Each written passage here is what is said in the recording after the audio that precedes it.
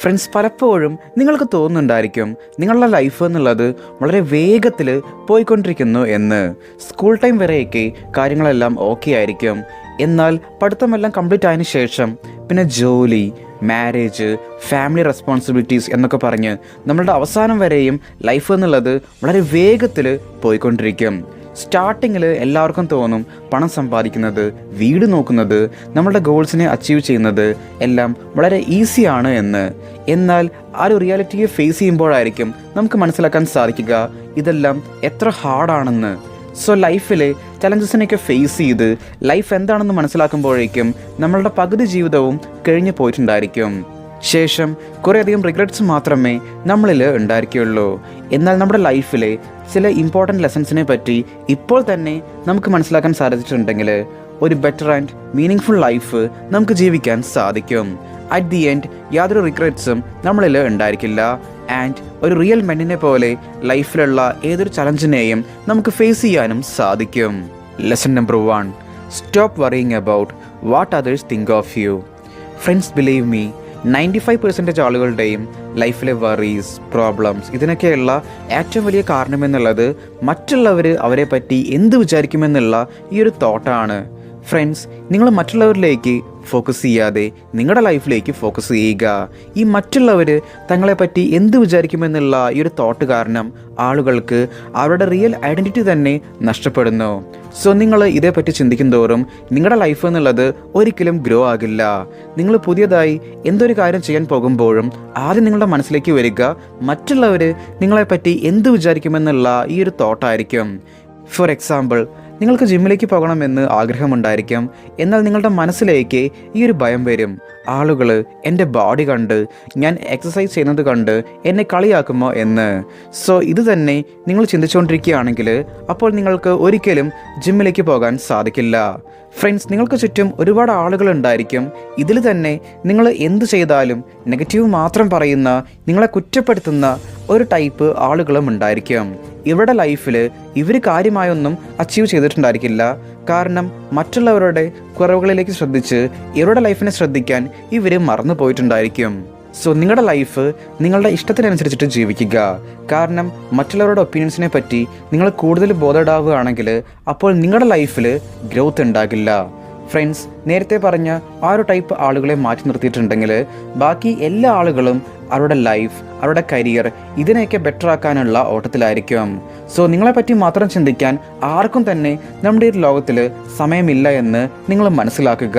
So മറ്റുള്ളവരിലേക്ക് focus ചെയ്യാതെ നിങ്ങളെ ഇമ്പ്രൂവ് ആക്കാനുള്ള കാര്യങ്ങൾ നിങ്ങൾ ചെയ്യുക. പിന്നെ മറ്റുള്ളവർ നിങ്ങളെപ്പറ്റി ചിന്തിക്കും, നിങ്ങളെപ്പറ്റി സംസാരിക്കും. അത് എപ്പോഴാണെന്നാൽ നിങ്ങളുടെ ലൈഫിലുള്ള ഡ്രീംസ് ആൻഡ് ഗോൾസിനെയൊക്കെ അച്ചീവ് ചെയ്ത് നിങ്ങൾ നല്ലൊരു പൊസിഷനിലേക്ക് എത്തുമ്പോൾ അപ്പോൾ എല്ലാവരും നിങ്ങളെപ്പറ്റി ചിന്തിക്കും. അതുവരെ നിങ്ങളെപ്പറ്റി ആരും തന്നെ ചിന്തിക്കില്ല എന്നുള്ളതാണ് സത്യമായിട്ടുള്ള ഒരു കാര്യം എന്നുള്ളത്. Lesson number 2, time is more important than money. Time ഇത് പണത്തേക്കാൾ വളരെ മൂല്യമുള്ള ഒന്നാണ്.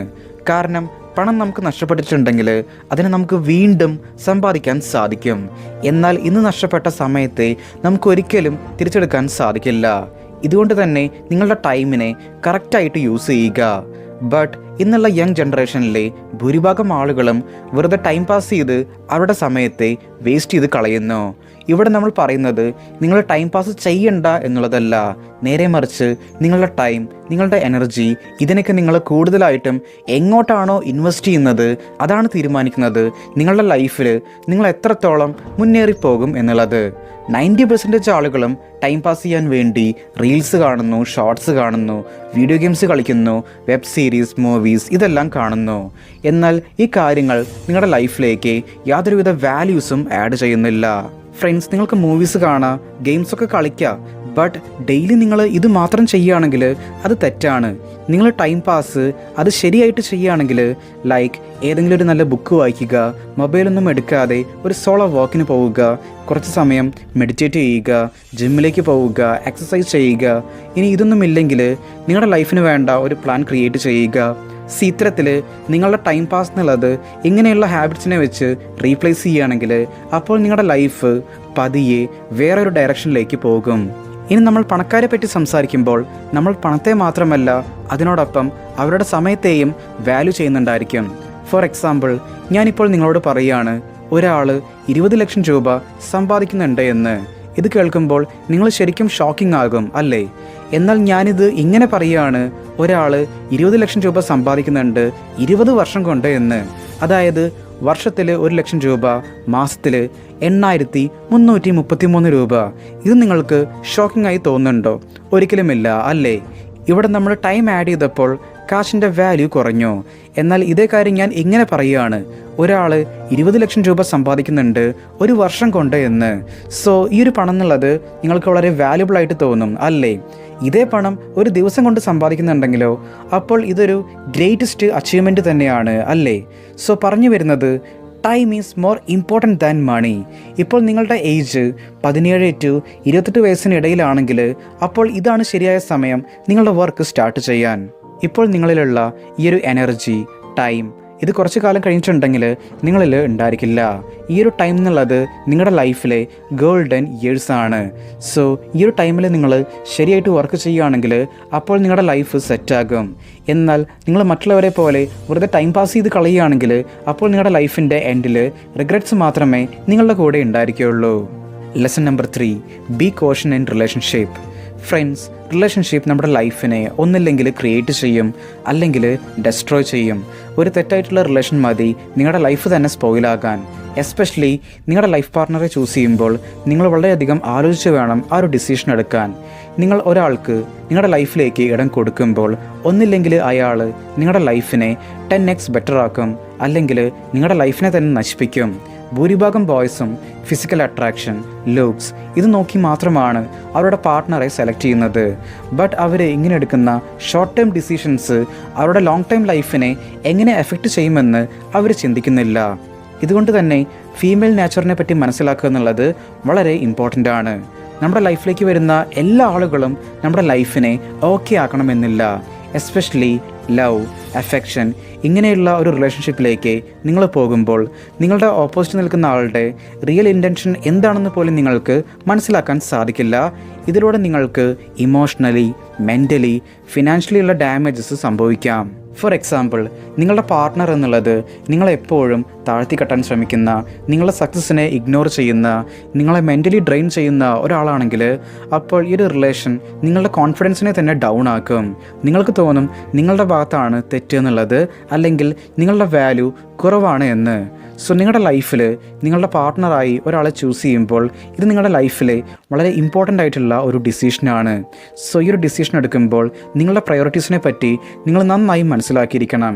ഒരാൾ നിങ്ങളുടെ ലൈഫിലേക്ക് വരുമ്പോൾ അവർ നിങ്ങളെ ഇമോഷണലി, മെൻ്റലി സപ്പോർട്ട് ചെയ്യുമോ, അതുപോലെ അവരുടെ കൂടെ നിങ്ങൾ ടൈം സ്പെൻഡ് ചെയ്യുമ്പോൾ നിങ്ങളുടെ ഡ്രീംസ് ആൻഡ് ഗോൾസിലേക്ക് നിങ്ങൾക്ക് ഫോക്കസ് ചെയ്യാൻ സാധിക്കുന്നുണ്ടോ? ഇതെല്ലാം ഓക്കെ ആണെങ്കിൽ അപ്പോൾ ആ ഒരു റിലേഷൻഷിപ്പ് എന്നുള്ളത് നിങ്ങളുടെ ലൈഫിന് മാച്ചിങ് ആണ്. ബട്ട് നിങ്ങളുടെ സെൽഫ് റെസ്പെക്റ്റ്, ബൗണ്ടറീസ് ഇതൊന്നും ആർക്ക് വേണ്ടിയും കോംപ്രമൈസ് ചെയ്യാതിരിക്കുക. വളരെ ഫേമസ് ആയ ഒരു കോട്ട് തന്നെയുണ്ട്, you become the average of the 5 people you spend the most time with. So choose your partner wisely.